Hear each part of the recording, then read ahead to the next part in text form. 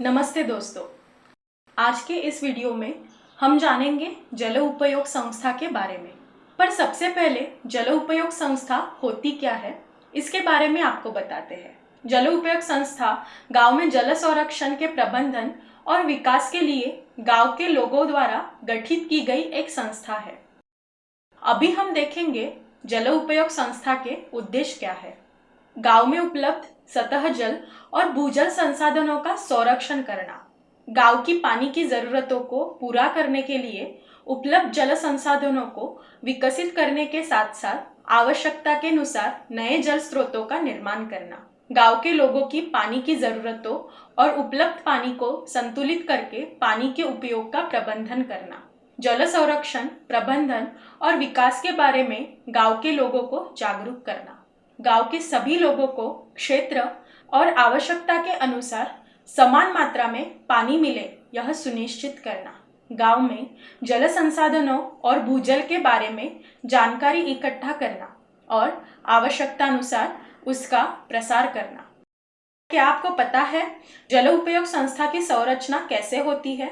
चलिए इसके बारे में आपको अवगत कराते हैं। जल उपयोग संस्था के सदस्यों को पहली बार ग्राम सभा और फिर संस्था की वार्षिक आम सभा में चुना जाता है। जल उपयोग संस्था में कम से कम 9 और अधिक से अधिक 15 सदस्य होंगे। जल उपयोग संस्था के सदस्यों का कार्यकाल 6 वर्ष का होगा।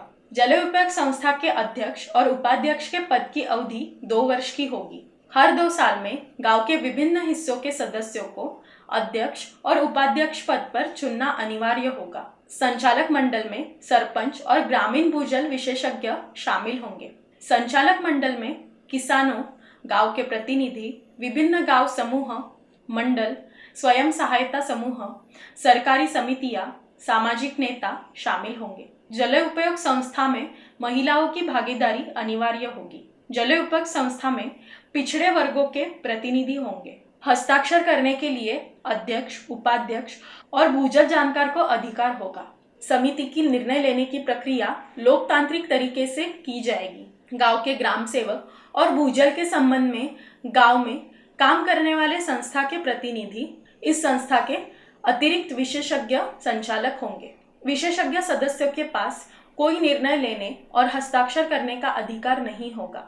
वे केवल अपनी राय रख सकते हैं। जल उपयोग संस्था का सदस्य बनने के लिए संस्था द्वारा निर्धारित सदस्यता शुल्क और पंजीकरण करना अनिवार्य होगा। जो व्यक्ति जल उपयोग संस्था का सदस्य है उसे जल उपयोग संस्था के संचालक होने का अधिकार होगा।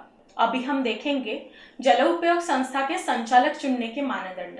जल उपयोग संस्था का संचालक होने के लिए वह सुशिक्षित होना चाहिए, उसे सामाजिक कार्यों में दिलचस्पी होनी चाहिए और उसने काम के लिए समय देना चाहिए। उसे गांव की सामाजिक और भौगोलिक जानकारी होनी चाहिए। उसके पास नेतृत्व करने के गुण होने चाहिए। उस पर कोई गंभीर कानूनी अपराध नहीं होना चाहिए।